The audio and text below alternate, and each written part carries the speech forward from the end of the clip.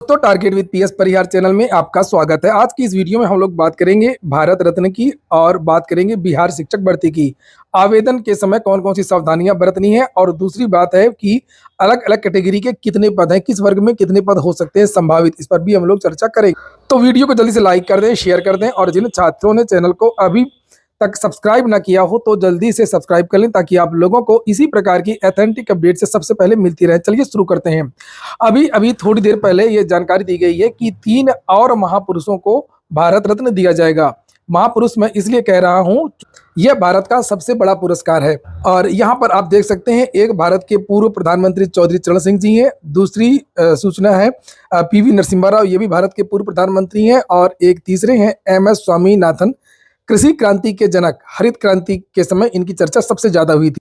और मुझे लगता है कि इस बार सबसे ज्यादा ये पहला वर्ष होगा 2024 का जिसमें एक साथ 5 लोगों को भारत रत्न की घोषणा की गई है। इसके पहले 2 और लोग हैं, जैसे एक पूर्व मुख्यमंत्री बिहार के थे कर्पूरी ठाकुर, सामाजिक न्याय के लिए काफी चर्चा में रहे, ये आज भी चर्चा में रहते हैं। और दूसरे भारत के पूर्व उप प्रधानमंत्री लाल एल.के. आडवाणी, भारतीय जनता पार्टी के संस्थापक सदस्य और कई बार ये भाजपा के अध्यक्ष भी रहे, सांस्कृतिक राष्ट्रवाद के जनक भी माने जाते हैं। अच्छा, आप लोग कमेंट बॉक्स में बताएं कि आप कि इनके बाद कोई और कौन सा व्यक्ति हो सकता है भारत रत्न के लिए, चाहे वो पूर्व में रहा हो बड़ी शख्सियत यानी कि मरणोपरांत उसको अभी भी दिया जा सकता है, या वर्तमान शिक्षक, वैज्ञानिक, खिलाड़ी, राजनेता, कुछ भी हो सकता है। चलिए अब हम बात कर लेते हैं बिहार शिक्षक भर्ती की। और केवल 3 मौके, अगर तैयारी नहीं हो तो छोड़ दें। ये मैं इसलिए कह रहा हूं कि बीपीएससी ने जब पहली बार शिक्षक भर्ती की घोषणा की थी, उसी समय नियमावली में ये बात बताई गई थी कि बीपीएससी में केवल 3 अटेम्प्ट ही दिए जाएंगे ताकि भीड़ ना लगे। इसलिए जिन विद्यार्थियों ने टीआरई 1 दिया हो, टीआरई 2 दिया हो और उनकी तैयारी ज़्यादा अच्छी ना हो, यानी उनका काफ़ी ज़्यादा मार्जिन से सिलेक्शन रुका हो, तो वो विद्यार्थी ना दें, क्योंकि ये निश्चित है कि टीआरई 4 भी आएगी। बीपीएससी ने अपने एक परीक्षा कैलेंडर के माध्यम से भी जानकारी दी है और वहां के कई अधिकारियों ने भी इसके बारे में घोषणा की। चूंकि टीआरई 3 की परीक्षा की जो तारीख है उसका भी औपचारिक ऐलान हो चुका है, हालांकि नोटिस जारी नहीं की गई है, लेकिन जो चेयरमैन है उन्होंने घोषणा की थी कि 7 मार्च से टीआरई 3 की परीक्षा भी हो जाएगी।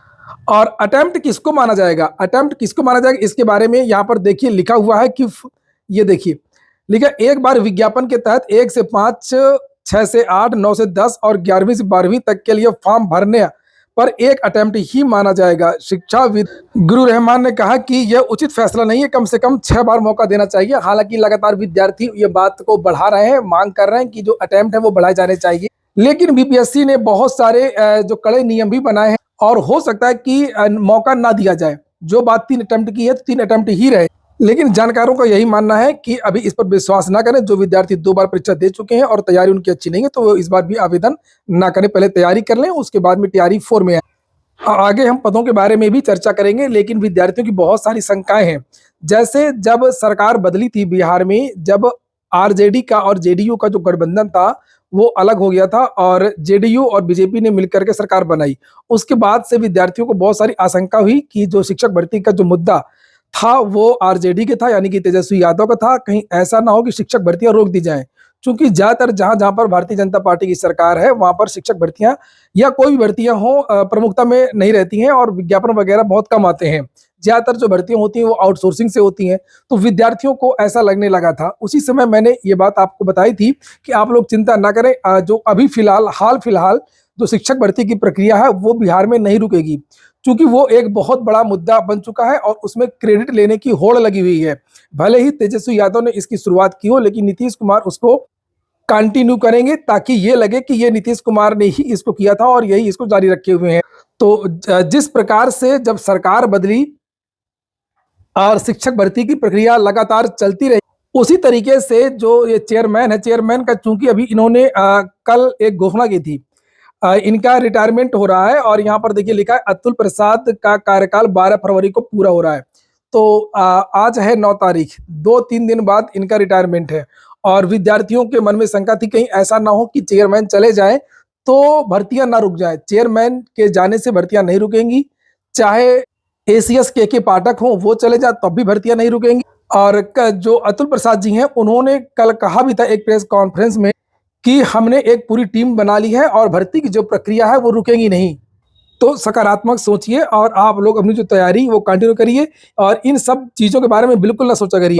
अब हम बात कर लेते हैं पदों के बारे में। तो जानकारी निकल कर के आ रही, चूँकि जब विज्ञापन जारी हुआ था, विस्तृत विज्ञापन, तो उसमें पदों के विवरण के बारे में कोई जानकारी नहीं दी गई है और समाचार पत्र के माध्यम से ये कहा गया कि 1 हफ्ते के अंदर हम पदों का विवरण जारी कर देंगे। अभी पदों का विवरण उपलब्ध नहीं है ऑफिशियल।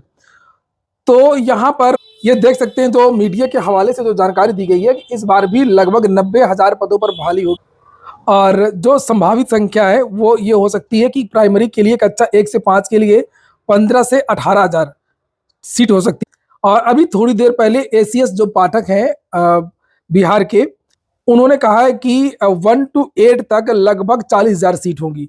लेकिन फिर भी जो भी है मिनिमम मैं पद आपको बता रहा हूँ कि 1 to 5 के लिए 15 से 18,000, 6 to 8 के लिए 12 से 15,000 और हालांकि इन दोनों के लिए कहा गया कि लगभग 40,000 पद भी हो सकते हैं। फिलहाल इतना आप कम से कम समझिए। और इसके बाद में 9 से 10 के लिए 10 से 15,000 सीट हो सकती हैं और सबसे ज़्यादा जो पद हैं वो कक्षा 11 और 12 के लगभग 40,000 पद हो सकते हैं। ये पीजीटी लेक्चरर के, जिसको यूपी में लेक्चरर कहा जाता है, पीजीटी कहा जाता है, प्रवक्ता कहा जाता है। तो सबसे बड़ी बात यह है कि इसमें बिहार टेट के विद्यार्थियों को भी मौका मिलेगा, एसटेट के विद्यार्थियों को भी मौका मिलेगा, सी टेट के विद्यार्थियों को भी मौका मिलेगा। और मैंने सुबह के समाचार पत्रों के माध्यम से जो जानकारी मिली थी वो आपसे साझा की थी और समाचार पत्रों के माध्यम से ये बात बताई गई थी कि सी टेट का रिजल्ट 17-18 फरवरी को, यानी कि इसी महीने जारी हो जाएगा। 23 फरवरी बीपीएससी टीआरई 3 की लास्ट डेट है और हो सकता है एक आध दिन की जो डेट है वो बढ़ा भी दे बीपीएससी। ऐसी बात नहीं, ज़्यादा तो नहीं बढ़ाएगा, क्योंकि आप लोगों ने देखा होगा कि एग्जाम की डेट घोषित की जा चुकी है, इसलिए ज़्यादा संभावना नहीं है। 1 या 2 दिन की संभावना जरूर है, क्योंकि पिछली बार भी ऐसा हुआ है। और ये जो आंकड़ा आप देख रहे थे ये ऐसे ही नहीं है, ये जो बड़े मीडिया चैनल है उनके हवाले से ये सूचना दी गई है, वही जानकारी मैं आप लोगों को दे रहा हूँ। ये बिहार झारखंड न्यूज 18 की खबर है और ज्यादातर जो इसकी खबर है वो सही रहती है। यहाँ पर देख सकते हैं लिखा है +2 में 40,000 वैकेंसी संभव, पहली से 5वीं के लिए 15 से 18,000 वैकेंसी और 9वीं से लेकर के 10वीं तक के लिए 10 से 15,000 वैकेंसी है। तो कुल मिलाकर के यहाँ पर आप लोग देख सकते हैं पदों की संख्या आप लोगों के लिए पर्याप्त, चाहे वो टीजीटी पीजीटी के पद हों और चाहे वो प्राइमरी के पद हों। यहाँ पर ये पीजीटी की 40,000 वैकेंसी, टोटल लगभग 90,000 पद रहेंगे। जब पत्रकार ने पूछा भी था अभी 2 दिन पहले जब प्रेस कॉन्फ्रेंस की थी चेयरमैन ने, तो उन्होंने यही कहा था कि इस बार भी जो भर्ती होगी वो बड़ी भर्ती होगी। तो ठीक है दोस्तों, ये हो गया आज का वीडियो आपको अच्छा लगा हो, आपके काम का हो तो लाइक अवश्य कर दिया करें। जिन छात्रों ने चैनल को सब्सक्राइब ना किया हो सब्सक्राइब कर, जिन छात्रों ने टेलीग्राम चैनल को ज्वाइन ना किया हो तो टेलीग्राम चैनल को भी ज्वाइन कर लें। उसके लिंक मेरे प्रत्येक वीडियो के डिस्क्रिप्शन उपलब्ध रहती है और वहां पर भी महत्वपूर्ण सूचनाएं प्रदान की जाती हैं।